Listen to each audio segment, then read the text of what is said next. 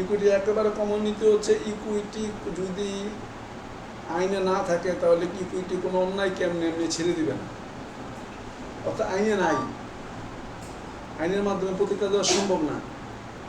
এটা ইকুইটির main theme, একেবারে main মূলনীতিটা, first মূলনীতির মধ্যে 12টার মধ্যে মেইন নীতিটা হচ্ছে একটা না একটা বিচার করে দিবেই দিবে, এটি হলো মেইন নীতি।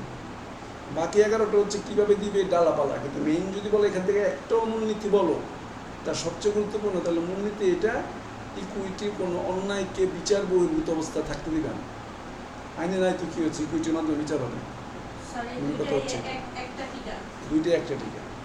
দুইটা টিকা না, এখানে একটা টিকায় দুইবার লিখেছে, আর দুইভাবে লিখেছে। আমরা যখন ইকুইটি পড়বো, আমরা যদি প্রশ্নের টিকাটা বুঝতে না পারি তখন আমাকে ইংলিশটা খেয়াল করে করছি। ইকুইটি হল suffer a wrong to be without a remedy. Equity কোনো রংকে সাফার করবে না একটা রিমেডি না দিয়ে, রং সাফার করবে না ইকুইটি।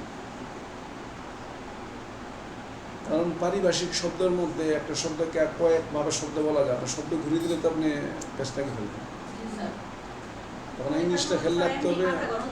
হ্যাঁ, যা রাখা গেলে এইরকম কথা না বলে এমন এক বাংলা দিয়েছে 4 ঘন্টার মধ্যে আমাকে 5টা আনসার করতে হচ্ছে, আমি করবো। কথা হচ্ছে যে আমাকে কিছু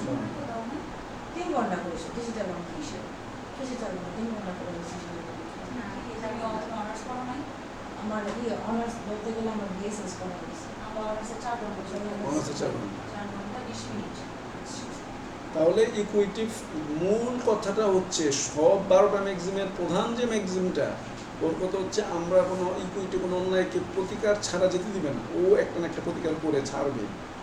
উদাহরণ, এই মহিলার নাম বললো যে শাহিদা নামে একজন মহিলা আরেকজন মহিলার কাছে একটা সম্পত্তি রাখে, শর্ত থাকে যে সে মহিলা উক্ত সম্পত্তির উপসত্ত্ব ভোগ করবে। উপসত্ত্ব মানে লাভটা, কিন্তু সুরভি উক্ত সম্পত্তির উপসত্ত্ব লাভ নাজনীনকে না দিয়ে নিজে ভোগ করতে থাকে। এক্ষেত্রে সাধারণ আইনে কোনো প্রতিকার ছিল না।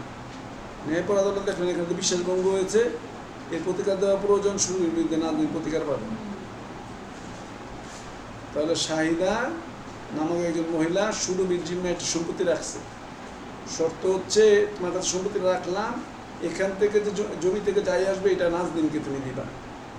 কিন্তু সুরভি কি করলো, ওই যে যার জিম্মায়, ও নিজে এটা ভোগ করে ফেলতেছে, ফসল যাওয়াটা ও খেয়ে ফেলে।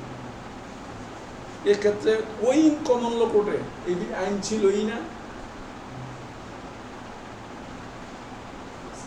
চিন্তা করেন আইনের কত ত্রুটি ওই সময়। ন্যায়পর আদালত বললো এখানে বিশ্বাসভঙ্গ হয়েছে, কারণ ওই মহিলা যে আরেকজন মহিলার কাছে দিল, বললো এখান থেকে লাভ কিন্তু ও নিবে, তাহলে উনি যে ওনাকে দিচ্ছে না, তাহলে বিশ্বাসটা ভাঙলো না ওনার। কমন ল কোর্টের অবস্থাটা কি ওই সময় চিন্তা করেন, 800 বছর আগের আইনের অবস্থা কীরকম, অধিকারই নেই। ইকুইটিরে বলতে না, বিশ্বাস ভঙ্গ করছো, ওকে প্রফিট দিতে হবে। আইনে তো না, আইনে না থাকি ইকুইটি বলছে দিতে হবে, তাহলে দিতে হবে। আইনে না থাকার জন্যই তো ইকুইটি। আইনের মারফত বলছেন যে কমন ল কোর্টের অবস্থা কত খারাপ, তখন চিন্তা করতে পারছেন ওই সময় কি অবস্থা, মহা যাচ্ছে তাই অবস্থা। পার্টনারশিপের ব্যবসার মধ্যে ইনভেস্ট করছেন, মারা গেলে বা আরেকজনকে বলছে ভাই তোমার ভেড়াগুলির সাথে আমার ভেড়াগুলি পাইলো, আর ভেড়াগুলির লাভের টাকা উনাকে দিও, এই দিচ্ছেই না, আইনে নাই। এই কারণে ইকুইটি আসছে, এবার যে এটা তো ন্যায় বিচার হচ্ছে না, মোরালিটি পাচ্ছি না, তো নৈতিকতাই নেই এখানে। স্যার আমার একটা কোশ্চেন ছিল, স্যার